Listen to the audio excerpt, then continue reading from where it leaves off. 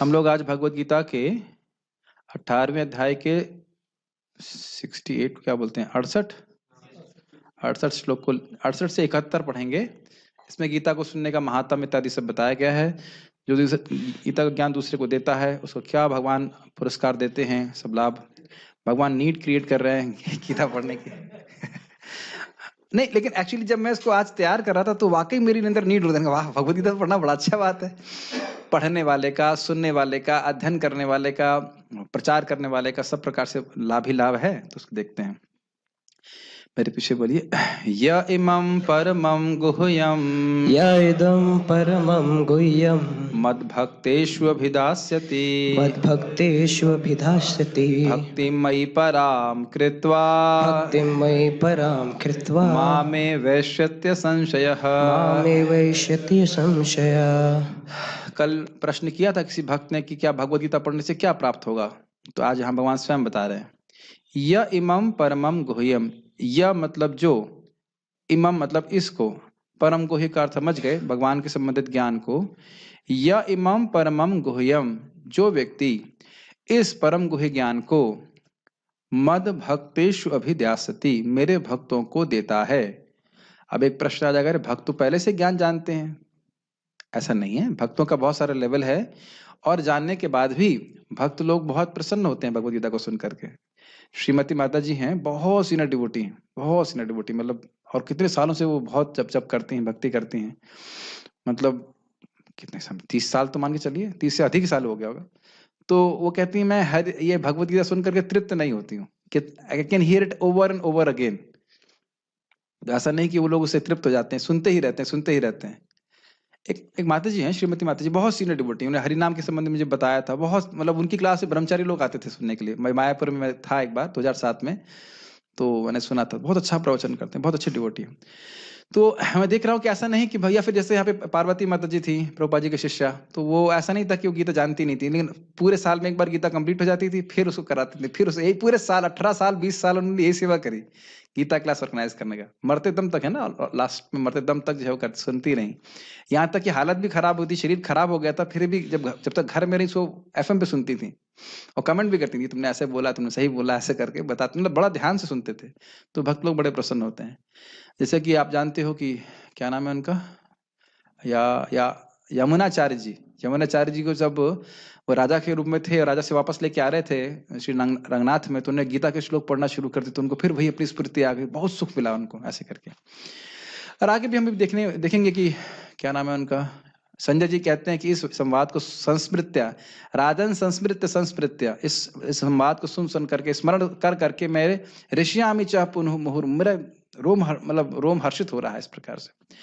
अच्छा चलिए, मेरे भक्तों को देता है का एक और अर्थ भी है, जिनका भगवान पे विश्वास है, गुरु पे विश्वास है, उनको देता है। तो भक्ति मयि पराम कृत्वा, मेरी पराभक्ति को करके या मेरी पराभक्ति को प्राप्त करके, मामे वैश्यत्य संशय, इसमें संशय है कि वह मेरे पास आएगा। क्या ये लिखा है इसमें? मामे वैश्यत्य असंशय, इसमें कोई संशय नहीं है कि वह भगवान के पास जाएगा। इसमें कोई संशय नहीं है कि भगवान के पास नहीं जाएगा, ऐसे कह सकते हैं। यस, निश्चित रूप से भगवान के पास जाएगा। है कि नहीं? हम लोग यहाँ पे एग्जाम देते हैं, कंपटीशन में सोचते हैं कि ये एग्जाम में ये पेपर, ये क्वेश्चन आ जाएगा तो जरूर पास कर जाऊंगा। तो उसी प्रकार से भगवत गीता का अध्ययन करना चाहिए। ये 700 श्लोक अगर अध्ययन कर ले कोई, तो निश्चित रूप से भगवान के पास जाएगा और दूसरों को बताएगा तो निश्चित रूप के पास जाएगा। तो भगवान बड़े एक्सपर्ट हैं। समझ में आ गया श्लोक? जिस परम को ही ज्ञान को मेरे भक्तों को देता है, वह मेरी पराभक्ति को प्राप्त होकर के मेरे पास आता है। यानी कि जरूरी नहीं कि जो प्रचारक है वो पराभक्ति को प्राप्त हो, लेकिन भगवान का प्रचार करके भगवान को प्रसन्न करता है, शुद्ध भक्ति प्रेम भक्ति को प्राप्त होता है, फिर भगवान के पास चला जाता है।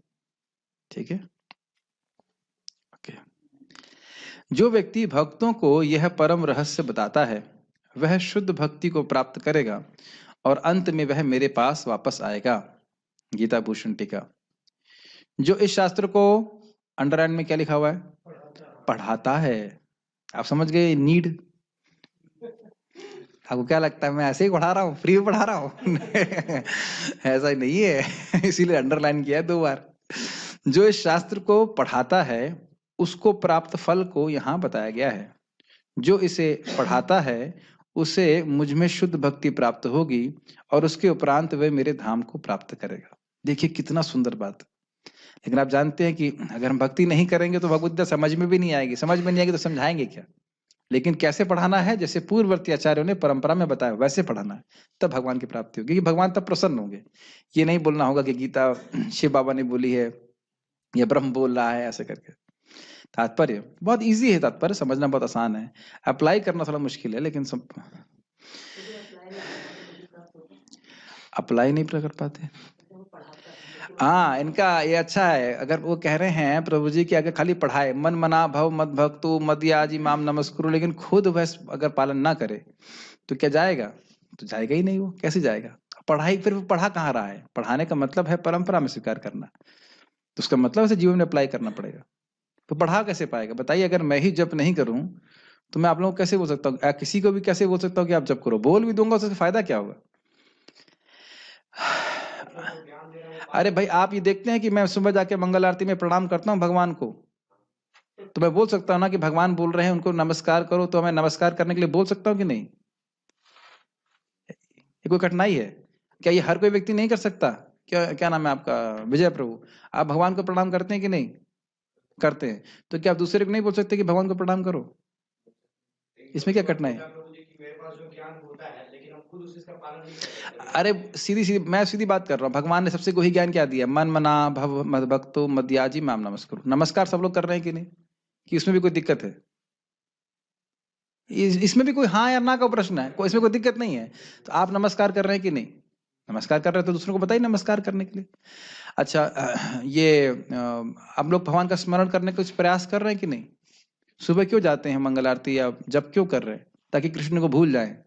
हरे कृष्ण कृष्ण को याद बिल्कुल नहीं करना चाहता, बिल्कुल नहीं करना चाहता, ये तो नहीं। हरे कृष्ण मंत्र कर रहे हैं ताकि कृष्ण का स्मरण कर सके। तो अभ्यास कर रहे हैं कि नहीं कर रहे हैं? किसके भक्त बन रहे हैं आप? साईं बाबा के? किसके बन रहे हैं बताओ? परशुराम किसके भक्त बन रहे हो आप? एकदम सिंपल। तो कि दूसरे को बताने में मुश्किल है कि आप भगवान के भक्त बन जाओ। किसकी पूजा करते हैं हम? किसकी मंगल आरती में जाते हैं? कभी कभी बोलते हैं आपकी मंगल आरती कब होगी? हमने कहा हमारी मंगल आरती कभी नहीं होगी, ठाकुर जी की मंगल आरती होगी। तो आप कब गा रहे हैं? हमने कहा हम तो रोज गाते हैं, माइक पे नहीं गाते। लेकिन समझ रहे ना मेरी बात? तो ये कोई मुश्किल बात बिल्कुल भी नहीं है। जो भगवान ने बस चीजें बताई हैं उनको पालन करना, दूसरों को बताना है। तात्पर्य सामान्यतः यह उपदेश दिया जाता है कि केवल भक्तों के बीच में भगवत गीता की विवेचना की जाए, क्योंकि जो लोग भक्त नहीं हैं वे न तो कृष्ण को समझेंगे न ही भगवत गीता को। तो स्पष्ट है, जो लोग कृष्ण को तथा भगवत गीता को यथारूप में स्वीकार नहीं करते उन्हें मनमाने ढंग से भगवत गीता की व्याख्या करने का प्रयत्न करने का अपराध मूल नहीं लेना चाहिए। तो बड़ा स्पष्ट है कि जैसे परंपरा में ज्ञान प्राप्त हुआ है वैसे ही दूसरों को देना चाहिए। भगवत गीता की विवेचना उन्हीं से की जाए जो कृष्ण को भगवान के रूप में स्वीकार करने के लिए तैयार हों। कितना सुंदर एक्सप्लेनेशन श्रील प्रभुपाद जी ने भक्त का दिया है। समझ आ गया ना? ऐसा नहीं कि अब आप श्रील प्रभुपाद जी को भगवत गीता का प्रवचन करेंगे। वैसे तो देखिए प्रभुपाद जी भी अपने शिष्यों को बोलते थे पढ़ो कृष्ण को, वो सुनते थे। वो तो है ही, शुद्ध भक्तों को तो हरि नाम संकीर्तन और सब कुछ अच्छा ही लगता है। जैसे कि प्रभुपाद जी के भक्त लोग कीर्तन कर रहे थे, प्रभुपाद हंस रहे थे, देखो नारद जी आए हैं, शिव जी आए हैं, तुम्हारा कीर्तन सुन रहे हैं, खुश हो रहे हैं। वो तो खैर एक अलग बात है। लेकिन पॉइंट है कि उनको बताने की जरूरत नहीं है। महान भक्तों को ये ज्ञान देने की आवश्यकता नहीं है। यहाँ प्रभुपाद कह रहे हैं किसको ज्ञान दे रहा है? वो जो उनका ये विश्वास है कम से कम कि कृष्ण भगवान है। ये बात है कि नहीं? वैसे तो श्रील प्रभुपाद जी अपने शिष्यों का भी भगवत गीता सुनते थे प्रवचन, वो बड़े प्रसन्न होते।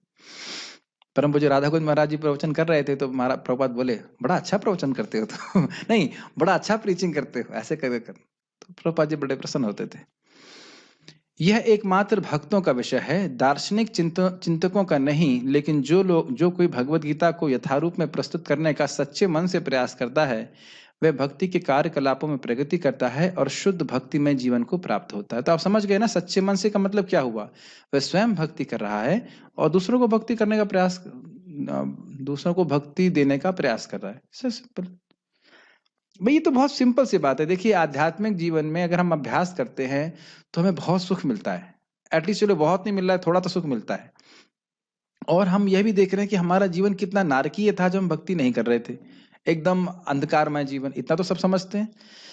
तो इस अज्ञान में कुछ कुछ तो रोशनी आती हुई दिख रही है, तो इसके अनुभव को हम दूसरे से क्यों नहीं शेयर करना चाहेंगे, है कि नहीं?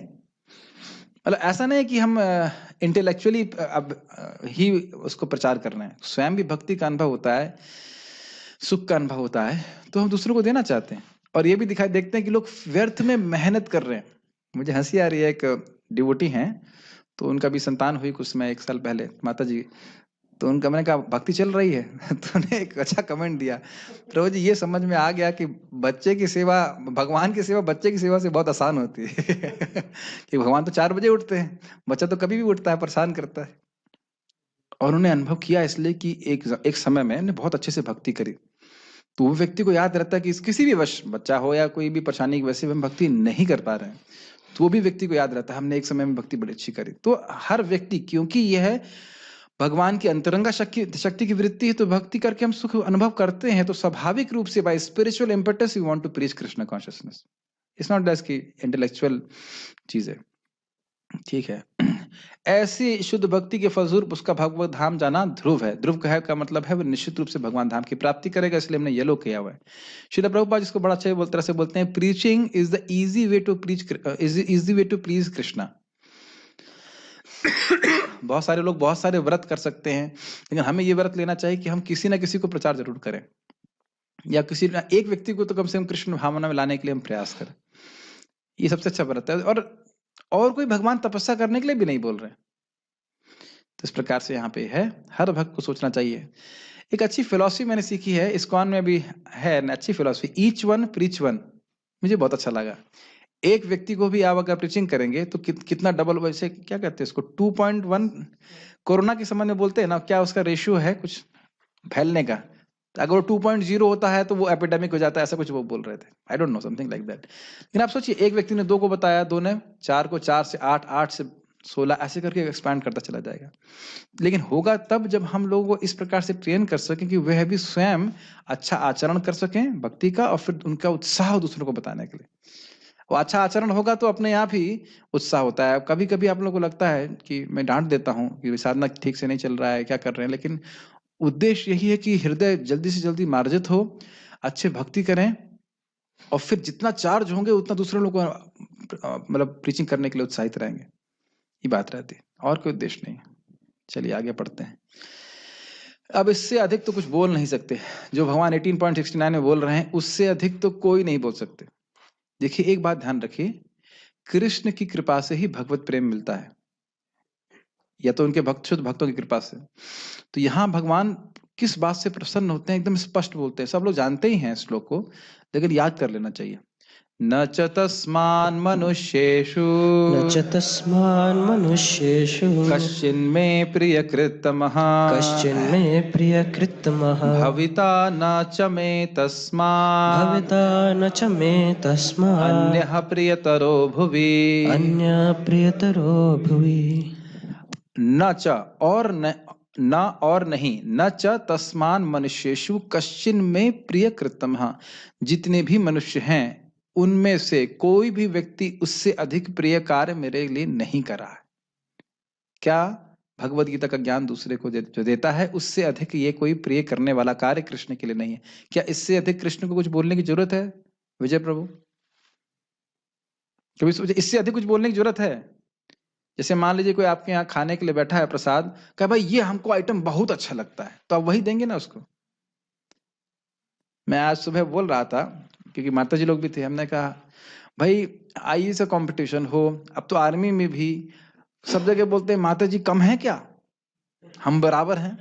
तो हमने कहा क्यों नहीं आप लोग प्रभु जी से अधिक प्रीचिंग कीजिए, वहां तो हम कहेंगे नहीं हम तो माता जी हैं, हम कैसे प्रीचिंग करें। ऐसा ये केवल माता जी की ही बात नहीं है, अन्य जगह जब इंद्रिय तृप्ति की बात आती है व्यक्ति की, तो बहुत होड़ करता है हम बराबर हैं, हम कम है क्या किसी से, अहम पूर्वम न त्वम, है कि नहीं, पहले मैं नहीं तुम नहीं। लेकिन जब तपस्या की बात आई या भक्ति की बात आई तो प्रभु जी हम तो पतित हैं, ये है, ऐसा करके बोलते थे, हम कैसे समझेंगे, है कि नहीं। जबकि आप देखें कि भगवत गीता को समझने में कोई खास कठिनाई नहीं, थोड़ा सा बुद्धि मारेंगे, थोड़ा दिमाग लगाएंगे तो समझ में आ जाता है कि क्या कह रहे हैं। और नहीं समझ में आ रहा तो पूरा सपोर्ट सिस्टम है, बैकअप है। आप लोग इसमें क्या था, बैकअप को क्या बोलते थे आप, सर्विस, सर्वर नहीं, जो आप लोग बोलते थे ना ट्यूशन पढ़ाने के लिए कुछ बोलते थे ना सर, अपना मॉड्यूल देते थे, उसके बाद बैकअप में क्या बोलते थे, टीचर से रहते थे, क्या कहते थे मुझे याद नहीं है, मेंटर से कुछ भी कह लीजिए। मतलब प्रश्न अगर नहीं समझ में आ रहा है, कुछ लोग समझ में नहीं आ रहा है, तो भक्त लोग हैं, हमारे टीचर्स हैं, अनंत कृष्ण प्रभु आ गए आज हमारे आए हुए हैं, अनुपम कृष्ण प्रभु हैं, और मैं भी थोड़ा थोड़ा प्रयास कर सकता हूँ। तो अब कोई कठिनाई आ रही तो होगा, लेकिन दिक्कत क्या है कि जब पढ़ाने बैठेंगे तब लगेगा कि हाँ कुछ बात समझ में नहीं आई, ये होता है। भविता न चमे तस्मात, अरे चलो इस समय कोई प्रिय नहीं होगा, आगे हो सकता है कोई और अधिक प्रिय करने वाला हो, तो कहते हैं ना, भविता न चमे तस्मात अन्यः प्रियतरो भुवि, भविष्य में भी कोई ऐसा व्यक्ति इससे अधिक प्रिय नहीं होगा। इससे पहले कि हम आगे जाएगा, अच्छी सुंदर कथा बताऊंगा आपको, दिमाग एकदम चकित हो जाएगा। पूरी कथा सुनने के लिए आपको महाराज नृप की कथा सुननी पड़ेगी। कौन सा चैप्टर है 10th कैंटो का, मुझे याद नहीं आ रहा, अराउंड 85-86 के अराउंड है, नहीं 65 है शायद। तो महाराज नृप छिपकली बन गए थे और उसके बाद भगवान कृष्ण ने उनका उद्धार किया। उस संबंध में भगवान उसमें चक्रवर्ती पादी छोटी सी कहानी बताते हैं कि क्यों भगवान कृष्ण का दर्शन हुआ। तो वह बहुत बड़े राजा थे और उन्होंने जो भी आता था सबको दान दिया करते थे, बहुत सारे गांव दान करते थे। एक वैष्णव उनके यहाँ पे आए और उन्हें कहा कि एक मंदिर बनाइए जहां मैं श्रीमद् भगवद गीता और भागवतम को रख सकूं। तो उन्होंने उसको वहां पे एक मंदिर बनवाया जिसपे श्रीमद् भगवद गीता और भागवतम रखी गई। तो फिर उस वैष्णव आशीर्वाद दिया कि तुमको एक दिन कृष्ण का दर्शन प्राप्त होगा, इसलिए कृष्ण का दर्शन प्राप्त हुआ उसको।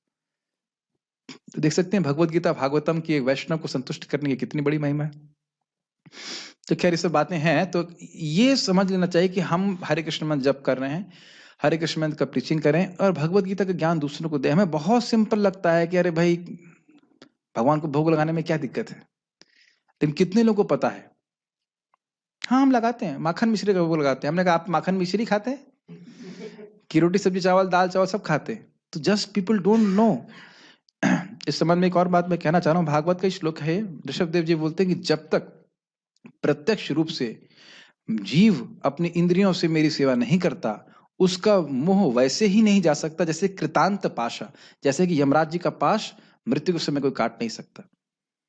तो इस प्रकार से ये भगवत ज्ञान दूसरों को देंगे। यही चीज ऋषभ देव बोल रहे हैं कि अगर कोई शिक्षक अपने शिष्यों को बोलता है, पिता माता अपने बच्चों को यह ज्ञान देते हैं भगवत धर्म का ज्ञान, तो मल्लोक कहा उनको मेरे, अगर वो चाहते हैं कि मेरे धाम की प्राप्ति करें तो ऐसी शिक्षा देनी चाहिए। यही बात जो भगवान कृष्ण बोल रहे हैं, वही बात ऋषभ देव बोल रहे हैं।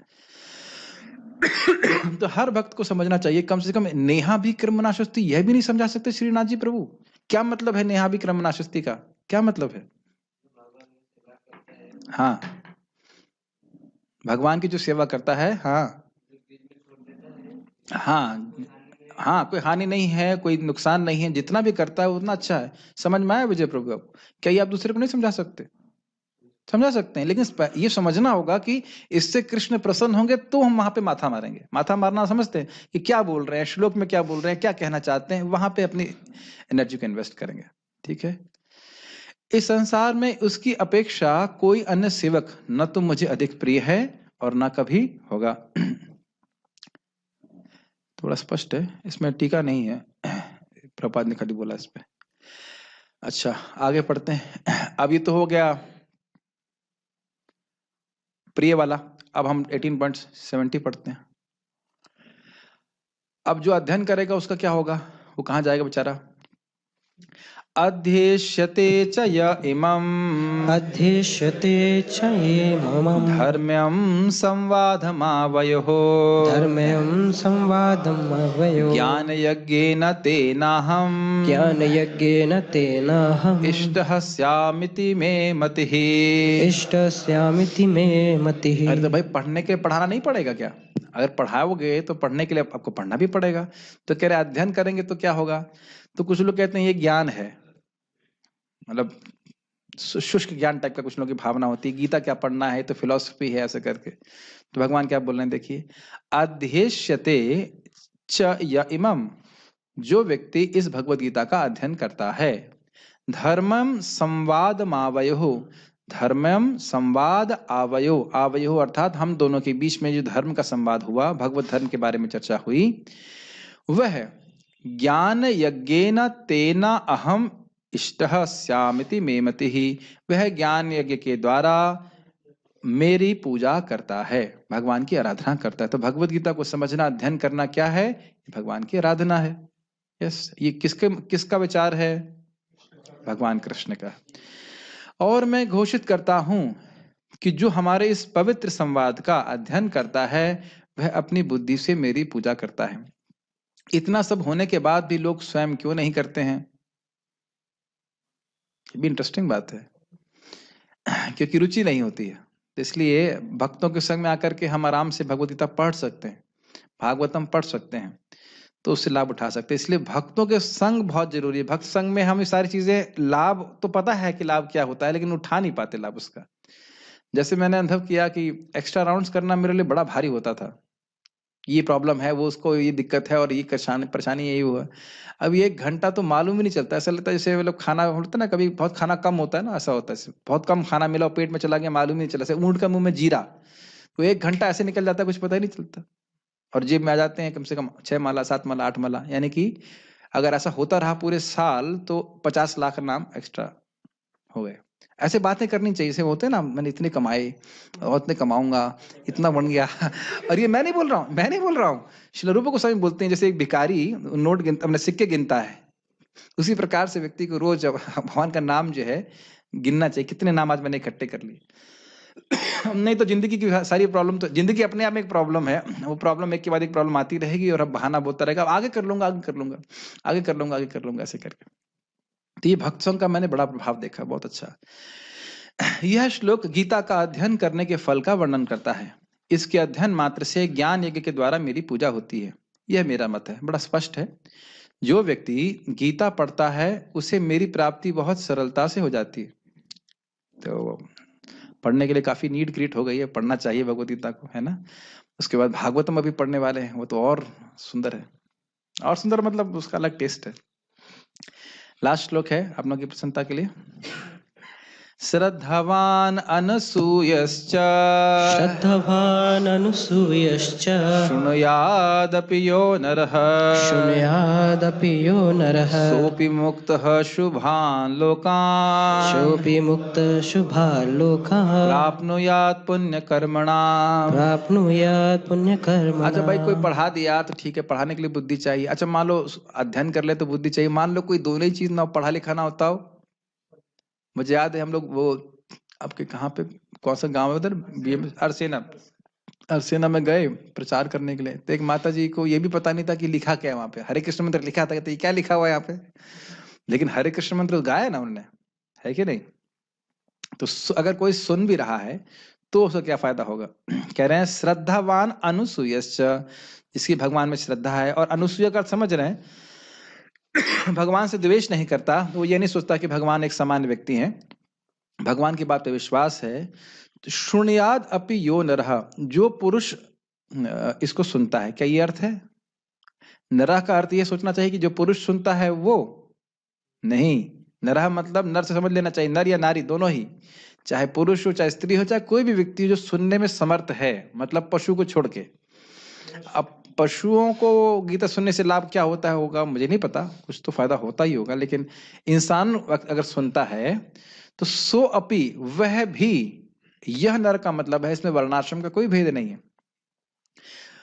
चांडाल पर्यंत कोई, जैसे आपने सुना ना 8वें अध्याय में एक राक्षसी बन गई थी, एक ब्राह्मणी, और उसने बोला किम तद ब्रह्म किम अध्यात्मम किम कर्मा पुरुषोत्तमा, ऐसे ही बोलने लगी, हम दुख क्यों भोग रहे हैं ऐसे करके, और तुरंत भगवान के धाम से विमान आया और लेके चला गया। ये आप लोग सुन सकते हैं, 8वें अध्याय की महिमा में इस प्रकार से वर्णन है। तो कह रहे हैं भगवान, श्रद्धावान अनुसूयश्च शृणुयादपि यो नरः, यह नरः मतलब कोई भी वर्णाश्रम का कोई इसमें नियम नहीं है। सो अपि मुक्तः, वह भी मुक्त हो जाएगा। शुभान लोकान, वह भी मुक्त हो जाएगा, मतलब पढ़ा ना सके, अध्ययन ना कर सके, लेकिन सुन ले। यही मेरे इन ट्यूटोरियल्स को बनाने का प्रयोजन है। मैं जानता हूं कि प्राय लोग किताब नहीं खोल पाते, लेकिन कुछ और कार्य करते करते गीता भागवत के प्रवचन वो सुन लेते हैं। तो कम से कम प्रभुपाद जी के तात्पर्य को सुनेंगे तो सही, खुद ना पढ़ सकें तो भी। ये बहुत बड़ा फायदा होता है लोगों को देने का इस प्रकार से। शुभान लोकान, वह शुभ लोगों को प्राप्त करेगा। प्राप्नुयात पुण्य कर्मणा, जो बहुत बहुत पुण्य कर्म करके शुभ लोग प्राप्त होते, वे केवल सुनने मात्र से प्राप्त हो जाएगा। आप इस 18वें अध्याय के बारे में जानते हैं कि 5 श्लोक का आदमी पढ़ता था, उसने इंद्र का पद हिला दिया। सुने थे ना आप लोग? खाली शुरुआत के जो भी 5 श्लोक पढ़ता था तो उसको बिना किसी यज्ञ किए इंद्र का पद प्राप्त हो गया था, और फिर उसके बाद वहां से भगवान के धाम चला गया। सुने थे ना ये बात? तो ये स्थिति है। अभी खत्म नहीं हुआ क्लास प्रभु जी। प्रभु जी चेक करना है कि टाइम से खत्म हो रहा है कि निकला। और जो श्रद्धा समेत पढ़ने और अध्ययन करने की बात होगी तो खाली सुनने की बात है, इसलिए प्रभु जी आए।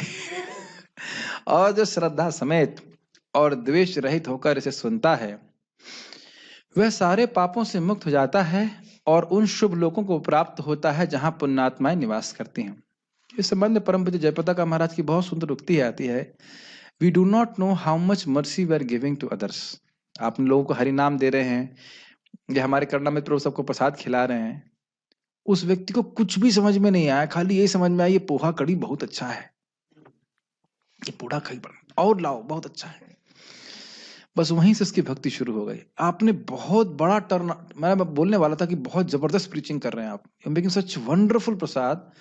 और मैं जब बैठा हुआ था वहां पे, मैं जानबूझ के वहां बैठ रहा था, सबके पब्लिक के बीच में बैठ के खा रहा था, मुझे इतनी प्रसन्नता हो रही थी। व्यक्ति टोपी लगा के एकदम से ना दाढ़ी बड़ी हुई, टोपी लगा के, ऐसे माला टंगी हुई थी उसके, ऐसे एक होता ना थोड़ा न्यू डिवोटी टाइप का था व्यक्ति, और देख देना कड़ी बहुत अच्छी, दमादम कड़ी पी रहा है। और बहुत खुश हो रहा था कि इसकी भक्ति जरूर शुरू होगी। मेरे गुरु महाराज के वक्तव्य हैं ये कि प्रसाद कोई भी खाएगा लाभ होगा, लेकिन अगर उसने अप्रिशिएट कर लिया कि ये बहुत अच्छा है, वहीं से उसकी भक्ति शुरू हो जाएगी, आगे जाके जरूर भक्त बनेगा। एक बात बोलना चाहता हूँ, परम गौरांग प्रभु बताते हैं, आप सब जानते भी होंगे कि वो एक बेस में वो भक्त आता था, वो कुछ नहीं करता था, एक माला जप नहीं करता था, खाली प्रसाद खाता था, फिर चला जाता था। उसके बाद वो अमेरिका गया, अमेरिका में शादी हुई, फिर वो भक्त बन गया, फिर 16 माला जब करने लगा, दीक्षा भी हो गई। फिर गौरांग प्रभु से मिला तो बोला, प्रभु जी कभी कभी प्रसाद हम हजम करने में बहुत समय लगता है। 14 साल के बाद वो डिवोटी बना।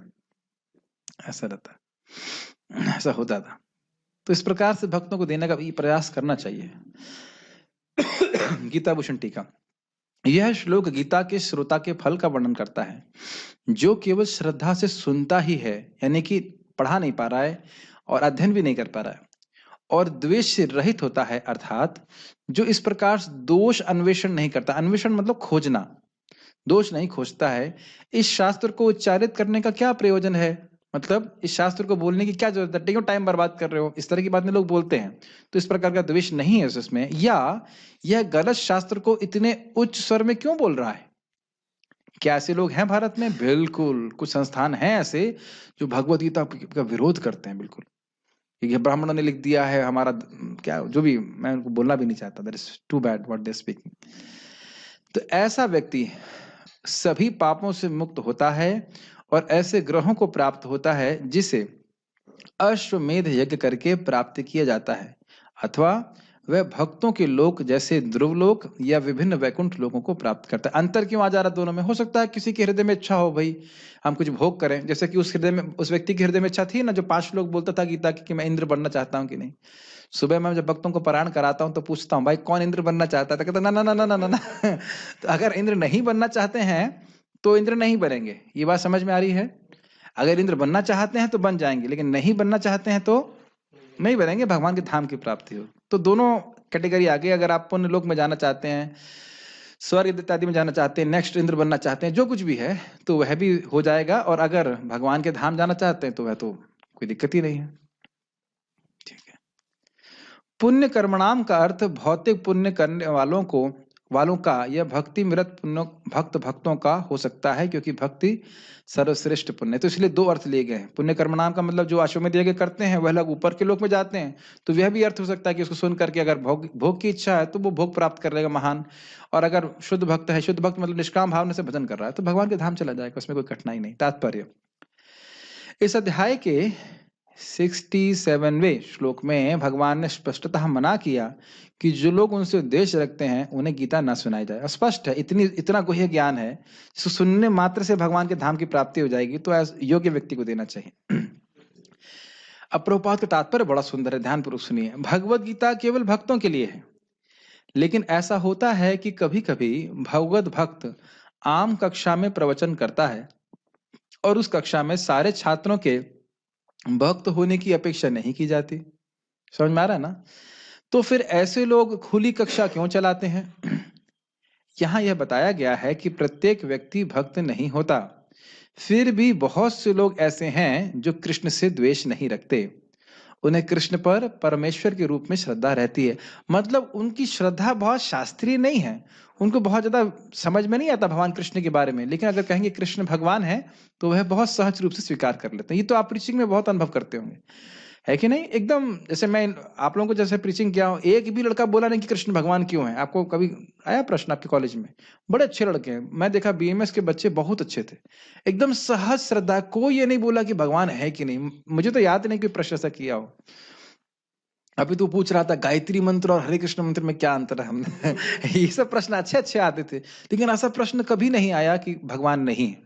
और ये प्रभुपाद जी बोलते हैं कि भारतीयों की ये चमड़ी के अंदर धर्म है, हल्का सा खुरेजेंगे तो सब बाहर आने लगेगा। तो जबरदस्ती या आरोपित किया जा रहा है कि भगवान को ना मानो। बहुत आसान है, बहुत आसान है कृष्ण भावना में। मुझे याद है कि हम लोग हिसार में थे, एक रिक्शे वाला हमारे प्रवचन में आया, बाद में वो जो खुद ही बोल रहा था कि पिछले जन्म में मैं चंडाल था और मैंने गलत कार्य किया, इसलिए इस बार मैं बहुत दुख भोग रहा हूं। तो कर्म का सिद्धांत एक रिक्शे वाले को भी पता है, कर्म का सिद्धांत रिक्शे वाले को पता है, ये भारत की स्थिति है। मैंने कहा आप हरे कृष्ण मंत्र जप करिए, और उस व्यक्ति ने मुझे 50 रुपए दिए माला और माला बैग के। जो व्यक्ति दिन में भी रिक्शा चलाता है और रात में भी काम करता है, इतनी गरीब स्थिति। मैं बस मतलब उसने दिए के ही माना। मैंने कहा नहीं आप ले लीजिए, फ्री में ले लीजिए। मैंने कहा नहीं 50 रुपए आप लीजिए, माला झोली आप हमको दे रहे हैं। इस प्रकार से क्या श्रद्धा है देखिए लोगों की। तो ये सब है, बहुत अद्भुत बातें। ठीक है, तो हम इस प्रकार से परमेश्वर में श्रद्धा हो रहती है। यदि ऐसे लोग, यानी कि उनको भगवान के बारे में ज्यादा पता नहीं है, लेकिन भगवान के बारे में सुनते हैं, तो फिर वे भक्ति करने लगते हैं। इसी को भगवान ने 13वां अध्याय में बताया था। क्या श्लोक था वो? मृत्यु श्रुति परायणा तेपि चाति तरन्तेव मृत्यु श्रुति परायणा। भगवान के बारे में जानते नहीं है, लेकिन अन्यों से सुन करके भगवान की भक्ति के बारे में, वह भी वो श्रुति परायण है, सुनने की आदत है, तो सुन करके भगवान की भक्ति करने लग जाते हैं, वो पार हो जाते हैं। इसलिए सुनना बहुत अच्छा है। ठीक है, यदि ऐसे लोग भगवान के बारे में किसी प्रामाणिक भक्त से सुनते हैं तो वे अपने पापों से तुरंत मुक्त हो जाते हैं, और ऐसे लोग को प्राप्त होते हैं जहां पुण्य आत्माएं वास करती हैं। तो प्रभुपाद जी से हम सब लोग श्रवण कर ही रहे। अतएव भगवद गीता के श्रवण मात्र से ऐसे व्यक्ति को भी पुण्य कर्मों का फल प्राप्त हो जाता है, जो अपने को शुद्ध भक्त बनाने का प्रयत्न नहीं करता। ये समझ में आया? जो साधना नहीं कर रहा है, खाली आके क्लास में बैठ गया और सुन रहा है, लेकिन वैसा प्रवचन होना चाहिए जो धन के उद्देश्य से नहीं हो रहा है। कारितः कर्ण लोभे ना कथा सारम ततोगतः। अगर कर्ण के लोभ से, कर्ण का मतलब भोजन के लोभ से या धन के लोभ से कोई कथा हो रही है, तो कथा का सार चला जाता है। ठीक है, जैसे नींबू के जूस से अगर आप जूस निकालें तो नींबू में क्या बचा? समझ गए ना? कथा सारम ततोगतः, वैसे समझ लीजिए, कुछ नहीं बचा उसमें। तो इसी प्रकार से अगर भगवान को प्रसन्न करने के लिए कथा हो रही है, और तो ऐसे व्यक्ति को निश्चित रूप से पुण्य प्राप्त होता है। दिक्कत क्या है कि लोग इसी बात का गलत फायदा उठाते हैं। वो जानते हैं कि लोगों का विश्वास है कि भागवत सुनने से बहुत पुण्य मिलता है, इसलिए पैसे ले लेकर कथा करते हैं, लेकिन ऐसी कथा से कोई फायदा नहीं होता। इस प्रकार भगवत भक्त हर एक व्यक्ति के लिए अवसर प्रदान करता है कि वह समस्त पापों से मुक्त होकर भगवान का भक्त बने। कितना सुंदर बात है, कितना उदार है भगवत भक्ति का मार्ग। जो जैसा इच्छा रख रहा है उसको वैसी इच्छा, मतलब फल प्राप्त किया करवाया जा रहा है। मान लो भाई कुछ काम इच्छा है, काम अच्छा मतलब जगत को भोगने की इच्छा, तो भी तुम्हें बहुत बढ़िया ग्रह प्राप्त हो जाएगा। अगर भगवान के धाम जाना चाहते हो तो वो भी सुविधा प्राप्त है। तो इस प्रकार से सभी लोगों को कहाँ थे?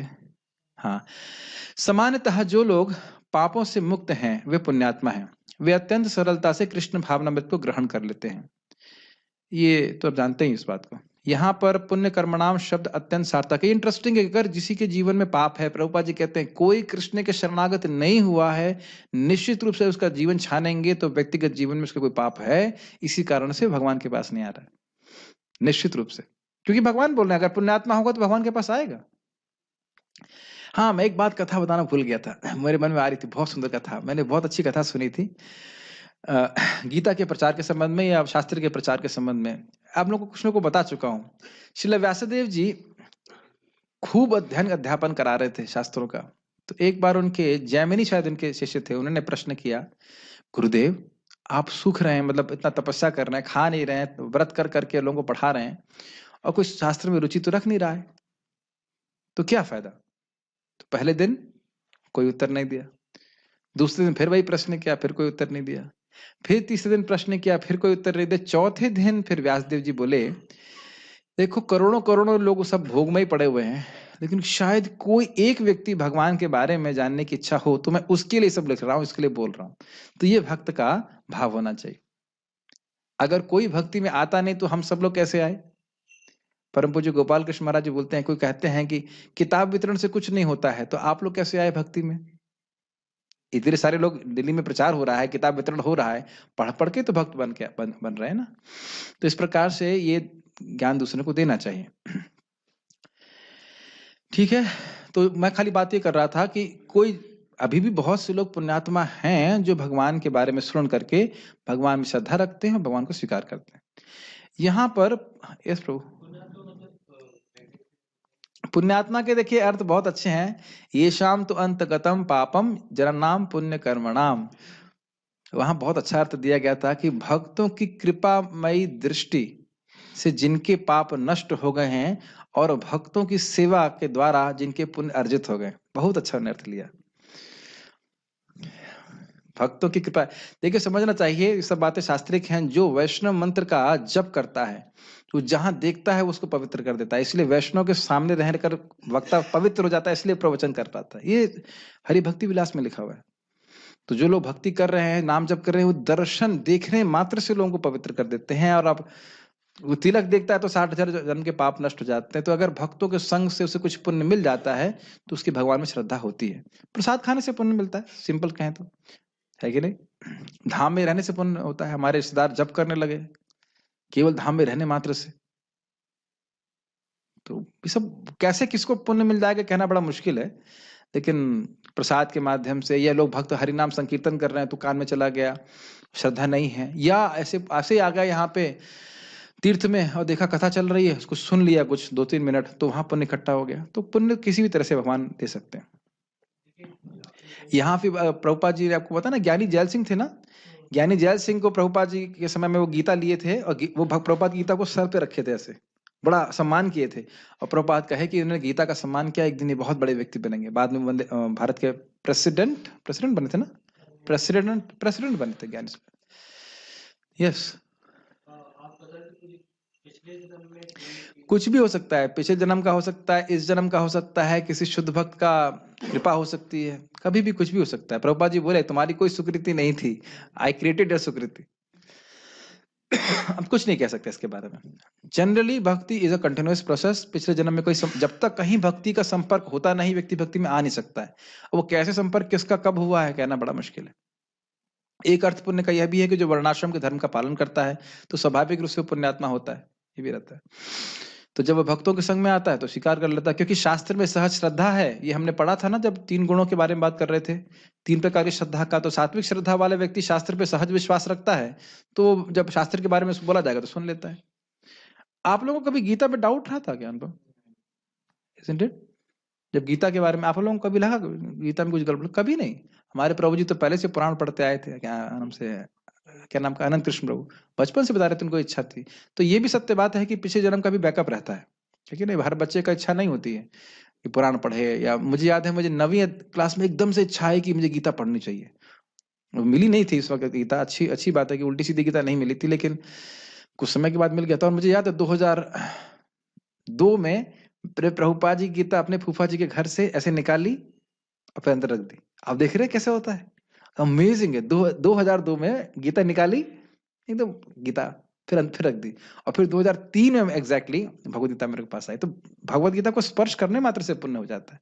तो पुण्य का तो आप बहुत सारे वेरिएशन हैं, कहाँ कैसे पुण्य मिलेगा। यहाँ पर पुण्य कर्मणाम शब्द अत्यंत सार्थक है। यह वैदिक साहित्य में वर्णित अश्वमेध यज्ञ जैसे महान यज्ञों का सूचक है। जो भक्ति का आचरण करने वाले पुण्यात्मा हैं किंतु शुद्ध नहीं होते, वे ध्रुव लोक को प्राप्त होते हैं, जहां ध्रुव महाराज की अध्यक्षता है। वे भगवान के महान भक्त हैं और उनका अपना विशेष श्लोक है जो ध्रुव तारा या ध्रुव लोक कहलाता है। तो अब हर तरह से फायदा ही फायदा है भगवत गीता पढ़ने से, भागवतम पढ़ने से, जप करने से। कोई किसी का प्रश्न है आज किसी का? ओ एक भक्त का प्रश्न है कि वो 18 अध्याय के 5 श्लोक कौन है, कौन से देखिए, वो कहने का बात ये है कि 5 श्लोक पढ़ा तो वह इंद्र पद को प्राप्त किया। आप कोई भी 5 श्लोक पढ़ेंगे तो आपको फायदा होगा। तो पूरे श्लोक पढ़ने चाहिए। ये कभी कभी भक्त लोग बड़ा विनोदपूर्ण प्रश्न करते हैं। You have a question? हाँ बोलिए ब्रज। हरे कृष्ण प्रभु। हाँ बताइए। प्रभु देखते हैं कि मटेरियल वर्ल्ड में लोग बहुत डेडिकेशन के साथ काम करते हैं, माउंट एवरेस्ट चढ़ते हैं, मैराथन में दौड़ते हैं, लेकिन भक्ति में हम वैसी डेडिकेशन क्यों नहीं कर पाते? आपने व्यक्ति से मेरे मुंह की बात छीन ली। मैं आज ये बात बोलने ही वाला था। मैं यही बात आज बोलने वाला था कि लोग भक्ति के प्रभाव को, भक्ति से प्राप्त होने वाले फलों को जानते नहीं हैं। इस कारण से भक्ति में उतना प्रयास नहीं करते। आपने एकदम भगवान ने आपको अंदर से प्रेरणा दे दी। मैं आज ये बात बोलने ही वाला था। जब हमको कितने लोग दुनिया में 2 बजे उठते हैं कि नहीं काम पे जाने के लिए? 3 बजे उठते हैं कि नहीं एक्सरसाइज के लिए? पता नहीं क्या क्या करते हैं। जैसे कपिल देव जी का स्टेटमेंट था कि 3 बजे उठने का समय नहीं है, स्टेडियम पे पहुंचने का समय है। तो स्वाभाविक सी बात है कि 3 बजे मतलब जो भी रहा 2:30 बजे 2 बजे उठता जाता होगा ना, उससे क्या लाभ प्राप्त हो जाएगा, है कि नहीं? ये जब बार बार हम शास्त्र सुनते हैं ना, तब हमारी श्रद्धा दृढ़ होती है कि नहीं, मुझे भक्ति हमें करनी चाहिए, हमें भगवद गीता पढ़नी है, हमें जप करना है। क्योंकि देखिए, एकदम से राग नहीं हो जाता है, तुरंत एकदम से राग नहीं प्राप्त हो जाता, एकदम आसक्ति हो रही है, आनंद आ रहा है, ऐसा तुरंत नहीं होता है। लेकिन बार बार हम श्रवण करते हैं, बार बार श्रवण करते हैं, तब ये श्रद्धा पक्की हो जाती है कि हमें भक्ति करनी है, भक्ति करनी है, भक्ति करनी है। मैंने समझता यहाँ कोई भक्त अब प्रसाद को छोड़ करके कोई बाहर की चीज खाएगा? कभी नहीं खाएगा, इजंट इट? डिपेंड करता है। नहीं खाएगा। क्यों? अब विश्वास हो गया, मतलब प्रसाद ही खाना है, उसके अलावा कोई ऑप्शन है ही नहीं मन में, इजंट इट? है मन में कोई ऑप्शन? अभ्यास हो जाता है। अब सुबह उठ के क्या करना सोचते हैं, 4 बज गया, क्या करना है अभी? What do you feel like? कुछ सोचते हैं, शुड आई स्लीप? ऐसा नहीं आता है कि नहीं?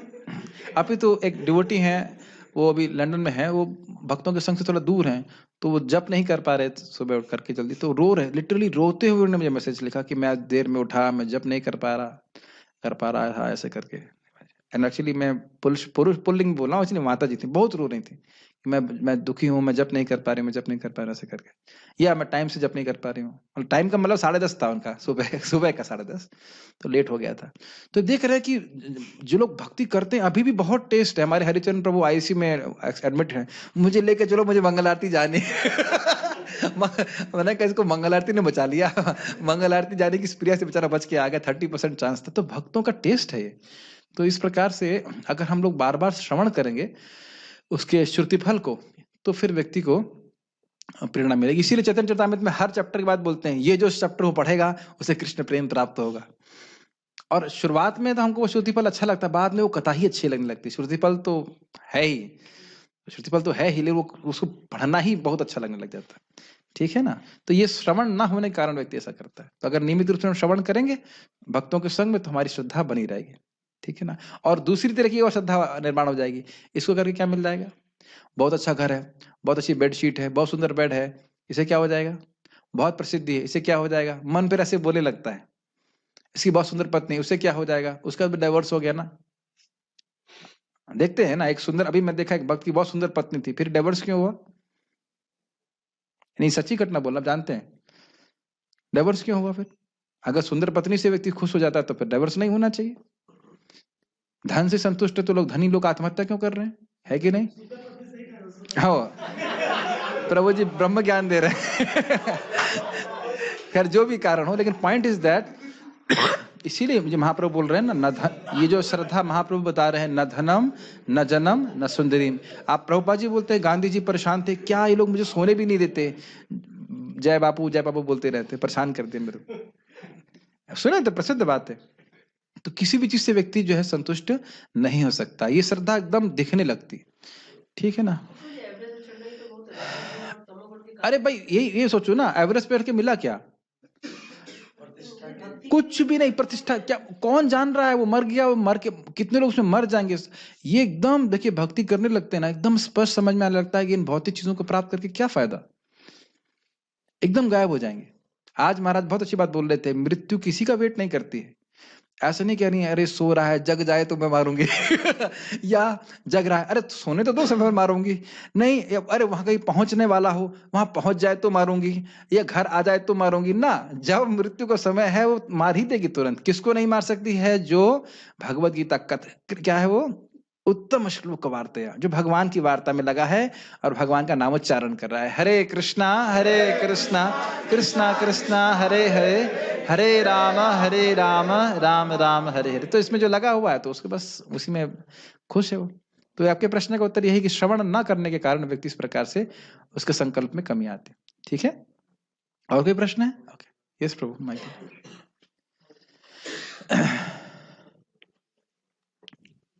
अब जैसे हम लोग सुनते हैं कि भागवतिम ददौ, जो व्यक्ति भगवान के रूप को सकृत सग अंग प्रतिमा सकृदाद दीत, एक बार भी जबरदस्ती अपने मन में भगवान के रूप को लेके आ गया तो फिर वह है जरूर भगवान उसे अपना धाम देते हैं। अब आज एक भक्त थे तो वो मंगल आरती में 5 मिनट गए, फिर बाहर निकल आए। मैंने कहा मंगल आरती हो गई? कहते हाँ हो गई।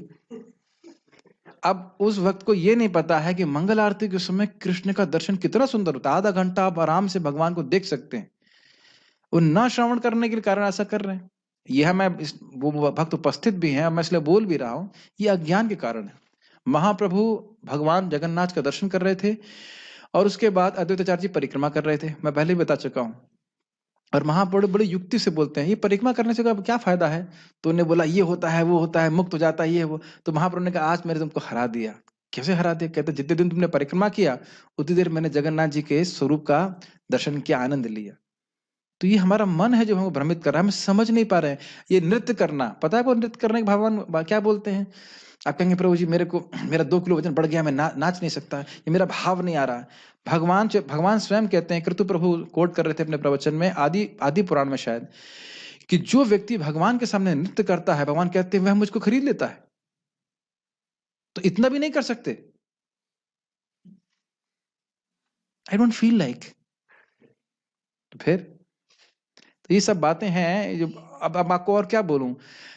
वैकुंठ चले गए थे गोप कुमार, वहां से यहां भेजा वापस कि यहाँ पे आपके नाम संकीर्तन करो, सब भक्तों के साथ में आके संकीर्तन करो। ये प्रेम प्राप्ति का सर्वश्रेष्ठ तरीका है। मंगल आरती में सारे शुद्ध भक्त इकट्ठे होते हैं कि नहीं? सारे सीरियस डिवोटी तो जाएंगे, कोई फालतू आदमी तो जाएगा नहीं वहां पे। सब लोग बड़े आतुरता से कृष्ण का दर्शन करते हैं। वो मंगल आरती का कीर्तन छोड़ करके कुछ और करना, ये उतना अच्छा नहीं है। परम पूज्य राधा कुंज महाराज से मैंने सुना था ये बात, पूछा डायरेक्ट महाराज से पूछा, महाराज जप श्रेष्ठ है कि संकीर्तन श्रेष्ठ है? तो बोले भक्तों का संग है तो संकीर्तन श्रेष्ठ है। एकदम स्पष्ट, इसमें कोई कर्णपाटा कुछ नहीं, एकदम महाराज सामने पूछा मैंने। तो उसका महत्व ना समझ पाने के कारण हम ऐसा करते हैं। तो ये मेरा कर्तव्य है कि मैं बताऊं कि क्या सही है, बाकी करना क्या नहीं करना है वो तो भक्तों के ऊपर है। तो जिन लोगों को संकीर्तन का मौका मिलता है वो संकीर्तन करें। मतलब हर चीज का महत्व है, संकीर्तन का महत्व है संकीर्तन के समय, जप का महत्व है जप के समय, प्रसाद का महत्व है प्रसाद के समय। मंगल आरती के समय कितना सुंदर देखो भाव होता है ना, भगवान से प्रार्थना करने का भाव रहता है। पूरे दिन में वैसा भाव नहीं आ पाता, तो उस टाइम छोड़ करके और कुछ कार्य करना, जिसको जो करना है करे, लेकिन वैसे उचित नहीं है। कुछ कहना चाहते हैं प्रभु जी? जैसे आप बता रहे थे कि शुद्ध भक्त को देख के हमें प्रेरणा लेनी चाहिए। तो 2 तरह के लोग होते हैं, एक तो जो तम है, अंधकार में है, और एक उच्च लेवल पे हैं, भक्ति कर रहे हैं, भक्ति का सुख के अनुभव कर रहे हैं। हाँ, जो बीच वाले हैं वो बहुत स्ट्रगल करते हैं। यस। तो कभी कभी भक्ति भी छोड़ देते हैं कई बार। तो उन लोगों के लिए कैसे प्रेरणा सूत्र, क्योंकि वो भक्ति को फील भी नहीं कर रहे हैं कि मतलब कितना सुख है उसमें। आज एक भक्त बोला मेरे को, मैंने कहा जपा क्यों नहीं पूरा हुआ? कहता प्रभु जी काम वासना ने भक्ति को दबा दिया। तो मैंने कहा तुम भक्ति से काम वासना को दबा दो। अरे भाई तुमसे कोई झगड़ा कर रहा है, 2 थप्पड़ तुमको मारे तो तुम दब जाओगे? ऐसे राजपूत, मतलब ऐसे ऐसे हो, क्या कहता है, राजपूत बनो। अरे 2 थप्पड़ मारे तो तुम भी तो 4 थप्पड़ मारो, उसमें क्या है, 2-4 माला एक्स्ट्रा करो। प्रभुपाद इस बात को बोलते हैं, भाई आग लगी हुई है कहीं, तो मान लो 1 गिलास पानी से नहीं बुझी तो कहेंगे अरे हम नहीं बुझी, चलते हैं वापस, नहीं और पानी डालते हैं, है ना। तो पॉइंट ये है कि अगर वो संघर्ष हम सभी लोग कर रहे हैं, परमहंस अगर नहीं हुए तो, और मूर्ख भी नहीं है पूरी तरह से, जड़ मूर्ख नहीं है, परमहंस नहीं है, तो संघर्ष करेंगे। लेकिन जो परमहंस बना है वो क्या बिना संघर्ष के पहुंच गया है? और क्या इस जगत में संघर्ष नहीं है? बताइए। लेकिन आप जानते हो भाई, नेहा भी क्रमनाशस्ति, हर भगवान के संपर्क के संग हम भगवान के पास पहुंच रहे हैं, हर संपर्क के संग। वृंदावन में हर पद रख रहे हैं, चल रहे हैं, भगवान का स्पर्श प्राप्त हो रहा है, अगर जो धाम में रह रहे हैं। बाकी हरे कृष्ण मंत्र जप कर रहे हो, हर हरि नाम के संग हम भगवान के पास पहुंच रहे हैं। अब आप एक सुन लीजिए एक श्लोक, ये श्रीला रूप गोस्वामी जी ने पद्यावली में लिखा है। मुझे पता है लोगों को विश्वास ही नहीं होगा, लेकिन फिर भी बोल देता हूँ। वो कहते हैं कि जो कोई व्यक्ति भगवान का नाम उच्चारण करने की इच्छा रखता है, तो उसके वे पंतु दुरितानि, उसके सारे पाप भाग जाते हैं, और जो मोह है वह भी मोहित हो जाके बेहोश हो जाता है। और चित्रगुप्त उसके नख, जो चरण नख हैं, उसको देखता है बड़े भय से, और देख करके बड़ा प्रसन्न हो जाता है। कृति सानंदम, बहुत प्रसन्न हो जाता है।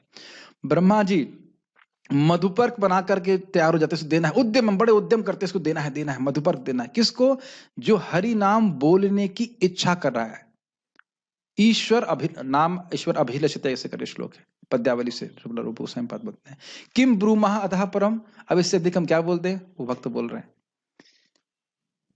अब अगर ये सुनने के बाद भी कोई जप ना करे तो फिर क्या कहा जाए, बताइए? उससे अधिक क्या कहा जाए? किम ब्रूमः अतः परम, उससे अधिक क्या बोल दिया जाए? तो ये सब भगवान के नाम की, भगवान की भक्ति की महिमा स्पष्ट आप देख रहे हैं कि बस सुनने मात्र से हम भगवान के धाम की प्राप्ति करेंगे। तो ये श्रवण के अभाव में लोग इस प्रकार से रहते हैं। संघर्ष तो जिंदगी में हर कोई व्यक्ति कर रहा है, लेकिन अगर भगवान के लिए संघर्ष करते हैं तो भगवान की प्राप्ति करेंगे, और जिंदगी भर के लिए, शाश्वत समय के लिए संघर्ष समाप्त हो जाएगा। जैसे मैं जब आईटी की तैयारी करता था तो मैं अपने मित्र से बोला करता, हम दोनों का आईटी में हो गया, यार आईटी में हो जाए मजा आ जाए, आईटी में हो जाए मजा आ जाए, ऐसे करके ये वी शुड बी एंथुसियास्टिक, उत्साहित होना चाहिए कि भगवान के धाम की प्राप्ति हो जाए, मजा आ जाए। प्रभुपाद इस बात को बोलते हैं, one should be enamoured by this information. भगवान के धाम जाना है, भगवान के धाम जाना है, तो हमारी जब दृष्टि वहां रहेगी तब हमारे चरण वहां पे रहेंगे, और दृष्टि वहां तब रहेगी जब हम श्रवण करेंगे, और श्रवण नहीं करेंगे तो फिर इस जगत में संघर्ष करते रहेंगे। ठीक है कि नहीं? कितना भी कठिन लगे, लेकिन दोबारा माँ के गर्भ में बैठना बहुत कठिन है कि नहीं? वहां तो कोई सुनने वाला भी नहीं है कि आपको अच्छा नहीं लग रहा, can I take a break, है ना? कोई सुनने वाला नहीं है ना। तो इस प्रकार से है, और इतना अच्छा भक्तों का समूह है, पर उसके बाद भी क्या कह सकते हैं? और कोई सोल्यूशन? अनुपम कृष्ण प्रभु, एवरीबडी है। बहुत अच्छा बात भक्त बोलते हैं, सारे पंछी उड़ रहे हैं, लेकिन सबको उड़ना व्यक्तिगत रूप से। हाँ, दूसरे को देख के हम उत्साहित जरूर हो सकते हैं। जैसे मैं कर्णामृत प्रभु को मेहनत करते हुए देखता हूँ तो मुझे लगता है मैं कितना लेजी हूँ, I should work hard like Karnamrita Prabhu, but फिर मुझे लगता है नहीं, he is pure devotee, so he can do, I am not so pure, so I should not be able to try. जो भी है इस प्रकार से होता है। मुझे तो मैं तो बहुत खुश हूँ, सुबह के भक्त के लोग जो जप में आते हैं उनको देख करके मैं इतना प्रसन्न होता हूँ कि इतने मुझसे आधी उम्र के लोग हैं लेकिन इतना बढ़िया जप कर रहे हैं। मैंने कहा मुझे इस प्रकार की सुविधा पहले मिल जाती तो कितना अच्छा होता। खैर जो भी है, भक्तों का समूह है, हम लोग भगवान की भक्ति कर सकते हैं जो करना चाहता है। श्रील प्रभुपाद की जय, भगवद गीता की जय।